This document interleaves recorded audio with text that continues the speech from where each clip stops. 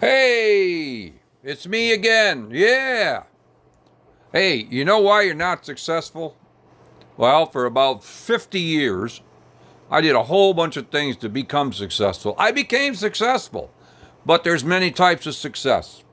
One is that you are not living on the street. That's, I would consider success. Two, you did some of the things that you really wanted to do. You didn't bitch and complain to other people, basically. It must be nice, because I hate that when you say it must be nice. You're just telling yourself that you're not good enough to do it, and that's crap. We're all good enough to do whatever it is we desire to want to do, as long as it doesn't hurt somebody else and it doesn't go against the laws of God. All right, so look, two reasons why that we don't become successful. Let me explain one. First one is because we can't control our own hands. In this hand, alcohol and drugs. In this one's money and relationships. If we can control our two hands, we can be successful with anything. Second thing, we have a big guy right here on our shoulder called Mr. Negative. And we have a little guy over here called Mr. Positive. And you've got to spend all day, every day, even when you're sleeping, knocking this guy and saying, shut up, shut up. The negative guy is much stronger than the positive guy. Every time you tell yourself you'd like to do something, this guy's going to give you 1,000 reasons why you shouldn't do it. You just got to learn to control him. Now, the positive guy really wants you to listen to him. He's going to be right over here and he's going to say, now you got to go for it. You got to try it because you're really good and other people should know. Especially, I met a guy the other day. I was talking to him and he said, you know, I always wanted to own a food truck. I said, you know, I'll tell you right straight up front, your food is great. You're a great cook. Other people ought to be able to experience this by eating it or seeing and watching you make it. Will he become successful? It's going to be up to him. He was a very successful musician.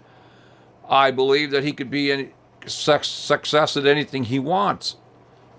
Now we can get beyond that. Let me tell you a story. I was a kid, and I was down fishing in a fishing hole off on our property, and I lived with my grandfather. I was only 11 and 12 years old, and my grandfather picked me up and said we had to go back to the farm, and I was in one of my moods, and you ride in the back of a pickup truck with no tailgate. Now, I know you don't do that now, but hey, we did. And he says, well, we got to go back. We got chores to do. And I'm just like an irritated 12-year-old. Not that you'd ever remember being like that. And I thought to myself, I'm not doing it.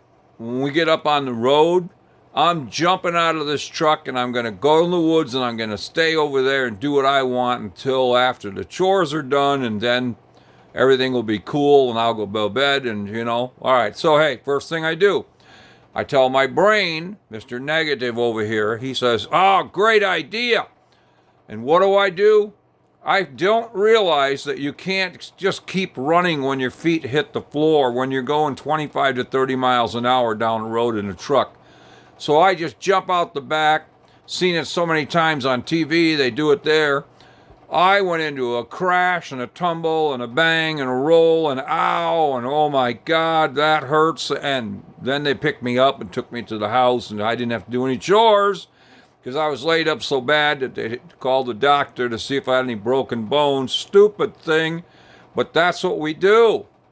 Now, the positive little guy, had I listened to him, would have said, just go back and do the chores at Gramp and then maybe something good will happen. Maybe you have dessert. Maybe there's something good to watch on TV. You never know. But no, not me. Not me. I'm in control of my own life, and bam, I just jumped out of that truck. Well, don't be like me. Don't jump out of the truck. Secondary thing. You're never going to be successful if you whine all the time about somebody else is doing what you want to do, but you don't think you can do it. Look, I'm 74 years old and I play in a rock band, people. Yeah, I've been playing for a very long time. I have a very successful band by the time The name of it is Good Time Rebels if you want to look it up in the videos and all that good stuff. But anyway, we play a lot, and I love it. And every time I go on the stage, I get those looks from all the younger people. And I was in a club the other night, and there was this woman out there. She looked like she was about maybe 45 or so. And the guy looked like he was probably maybe 55 or so. That's what I thought. And every song that we played, I could see this looks in her eyes. Because believe me, from the stage, you can see everything. And I knew she wanted to dance in the worst way. This was the music she grew up with. But he doesn't going to want to do it. So once the song is over, I said, hey, I said, she wants to dance. How come you're not up dancing?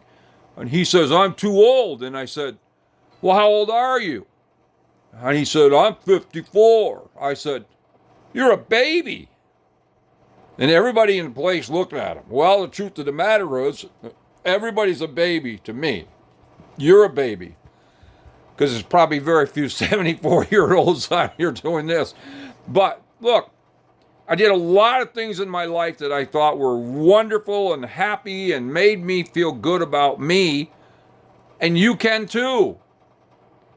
But don't be like the kid that jumped out of the truck, because the only thing he went to was the bed with a whole lot of bruises and pain and strains on his leg and his head and his neck and whole man. He was in great shape. So the bottom line is, in 2 days, I was back doing the chores. You know what? The next time Gramp came down where I was fishing, because we had the time off, it was a Sunday, and he said, well, we still got to do chores. I was ready to jump in the truck and go back and help him with chores. And he took us out for pizza. Now, as a farm kid, you know you don't go out for pizza very often, so it was really great. But that was the positive guy thinking. Every day, I have this huge negative guy telling me at my age what I shouldn't be doing or what I can't do or don't try or all those things. I have to say, stop. And I do it in my head. And then I flash over to the positive guy and I say, look, I want to do this. And he says, go write down all the reasons why you want to do it.